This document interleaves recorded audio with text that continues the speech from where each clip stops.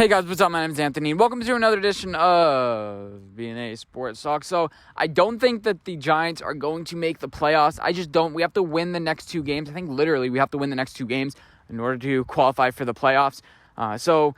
We're 10-point underdogs against the Ravens. That's enough said. I guess we're 10 points against the Seahawks as well. So I'm going to begin to shift content. If you didn't see yesterday, I came out with a top 7 list. I'm going to do my futures ranking for the NFL. And what I've noticed with my top 5 teams for the Super Bowl, you'll notice my top 5 Super Bowl rankings for 2021. These are the top 5 teams that I think are going to make it. Now, some honorable mentions. The 49ers, if they find the right quarterback, they can definitely make it. The Ravens, if they can fix the offensive line, you have your Ronnie Stanley coming back. That's going to be key for them. And also the Packers, if Aaron Rodgers is able to be such a successful next year, I think they can make it. But now, let's get into my top 5. Number 5 is the Miami Dolphins. You have the coach. You have a top 5 pick this year, and then you're going to have like another top 20 pick. You can parlay that for anything. Well, actually, no, I think I'll just stand pat. But Noah Igbenogany, he was probably just a bad pick. And Austin Jackson isn't great, but you can now find your tackle prospect. You can find another edge guy, bolster your defense. You can get a Jamar Chase if you want to. They have, are you kidding me?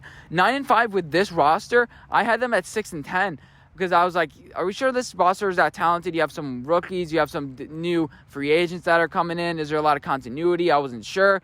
But wow, Brian Flores is doing a heck of a job there. They ranked number 1 or 2 in some defensive categories.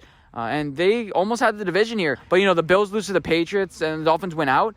Then, they'll be tied. It's very impressive things by the Miami Dolphins. I think they have a bright future. They're top 5 in my Super Bowl power ranking, especially with the Bill Belichick type coach. Didn't think you would say that, right? The Bill Belichick type coach being favored to win a Super Bowl. Number 4 on my list is another AFC team, and it's the Colts. Now, the Colts have Phillip Rivers right now.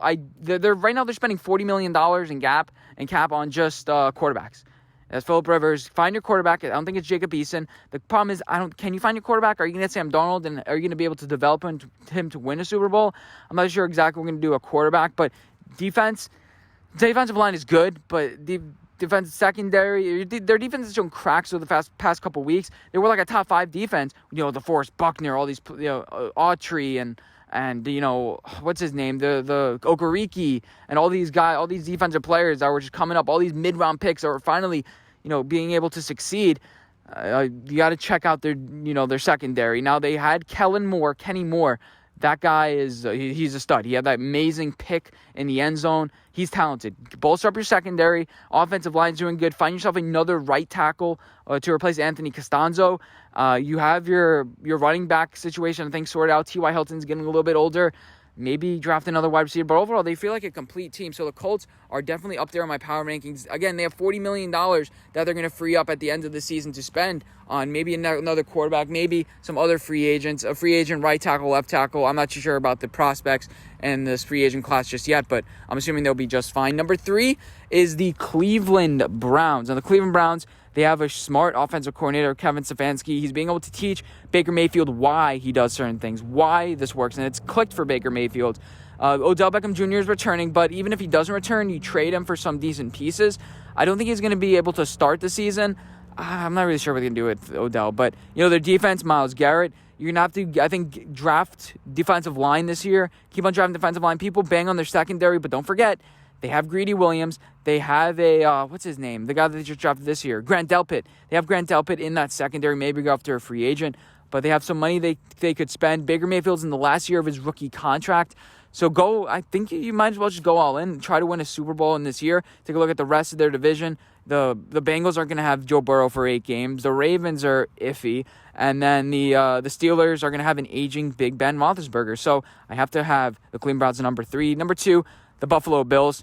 Well coached. That's pretty much all I got to say. The defense is but as long as Josh Allen keeps on taking strides. Now, does he take a step back next year? Is it like one of those pie-in-the-sky years where the quarterback does really well? I don't think so, because Josh Allen's not going to get any awards this year. He's not going to get MVP votes. He's not going to get anything. He's not going to have anything that's going to make him get a big contract this offseason. I think they're still going to ride him out in year 5. I don't think they're going to sign him to a $40 million a year contract. I don't think that's going to happen. But he's shown a lot. This defense has some holes, especially in the secondary, but you have just this injured linebacking core that's really hurt this team. Defensive line still good with Ed Oliver. It's just good. I worry about the rush defense a little bit here, but bolster that defensive line. I think you're fine. I think you're fine. Like, a bunch of teams have flaws.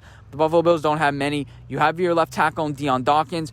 Maybe offensive guard is something you could improve on. But even then, Cody Ford has been doing fairly well. I'm not sure if he's still playing. Did he get injured? Pretty sure he got injured a couple weeks ago. And then number 1, the Kansas City Chiefs. We all know Patrick Mahomes, blah, blah, yada, yada, yada. As long as they have him, they're going to compete. But I really do think they need to make moves as far as offensive line. You can't have Patrick Mahomes consistently getting battered back there. I don't care where they can make every single move. If you have Mike Remmers at right tackle, the Giants had Mike Remmers at right tackle last year. I get it. He's playing better on the Chiefs naturally because he's not on the Giants. But still, I am concerned about Patrick Mahomes running out there and going all over the show. He's already had an injury. Remember, he dislocated his knee. So it's not like he's been injury-free throughout his entire career. I'm definitely worried about Patrick Mahomes. Eric Fisher's getting older. And, so definitely you have to watch out about that. And the contracts, the building contracts. But for next year, I think they're going to be fairly solid. His contract doesn't kick in for another couple of years. And then, for my worst power rankings, these are the teams that are going to be competing for the number 1 pick. I call it the Suck for Sam sweepstakes because Sam Howell is going to be the prospect next year. I think that everyone's really going to be looking at. The Lions, number 5. It depends what they do at quarterback this year, whether they get rid of Matt Stafford. If they don't get rid of Matt Stafford, they're going to be a top contender. They're going to have a new coach, new GM, and they're going to want to win. But overall, they're going to have to do a complete roster reset. And when you do a complete roster reset, things usually don't go well in that following year. Because you have to reset the cap. We saw Dave Gettleman in 2018. You have to reset everything with the franchise.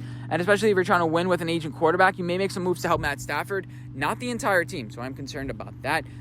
Number 4 is the Cincinnati Bengals. Now, I'm recording this after the episode because I realized I messed up a little bit. But Joe Burrow was the number 1 pick. This year, they're going to be picking top 3, maybe picking top 3, maybe even 1 next year because they're not going to have a Joe Burrow. But they're going to have a veteran quarterback that they're going to bring in. Not sure who it is because, again, he's going to miss 8 games in the beginning of the season. Take a look at the defense. You have much talent there. Von Bell, I guess. Akeem Gaithers, whatever how you pronounce it, is okay. T. Higgins on the offense is pretty good. You have a bunch of wide receivers, but do you have meat on the bone? Do you have an offensive line that can generate push? I don't know. Maybe after this year if you get a Penei Sewell, but a lot of teams think they're going to get Penei Sewell, and not every team is going to get Penei Sewell. I hate to break it to you. So the Bengals are number 4 on my list. Number 3 on my list is the Eagles. If they move off of Jalen Hurts, then things are going to be messy. Is Jalen Hurts the guy? He's going to be successful. Then they're $50 million over the cap, so they're going to have to make a lot of cap hits and cuts. They're going to be stripped down. Their defensive line is aging. You don't think that they made right picks over the past couple of years, especially the wide receiver. Their linebacking core is weak.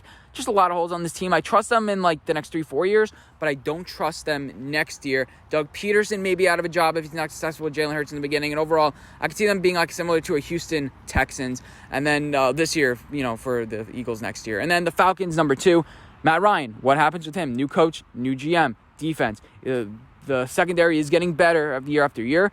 But pass rush don't really have a great one. Good linebacking core, solid linebacking core. Offensive line, Caleb McGarry and Chris Lindstrom have been doing fairly solid, but Alex Mack is getting older. Offensive line is deteriorating a little bit. Julio Jones can't stay healthy. But overall, I'm not really worried about the weapons. What do you do with running back? You can easily replace those guys. But Matt Ryan, another year of running around. All of a sudden, does he get fatigued? Does he get tired? Maybe not. I don't think it's that dramatic. You only play 16 games a year. It's not like he's going deep playoff runs and kind of like what LeBron James is doing. He's not doing that sort of thing. And then number 1 is the Chicago Bears because they don't have a quarterback. And what's their quarterback solution this year? What are they going to get? Especially if they make the playoffs and all of a sudden you're the 18th pick. Are you going to get a Kyle Trask who already may be gone at that point? I'm not too sure what his value is at this point. Are you going to go after a Mac Jones? I don't know. Are you going to go after a free agent quarterback, but you're already playing Khalil Mack a lot of money? You have a lot of money tied up in this offense. I don't think that they have that bright of a future, especially if you get rid of a Matt Nagy.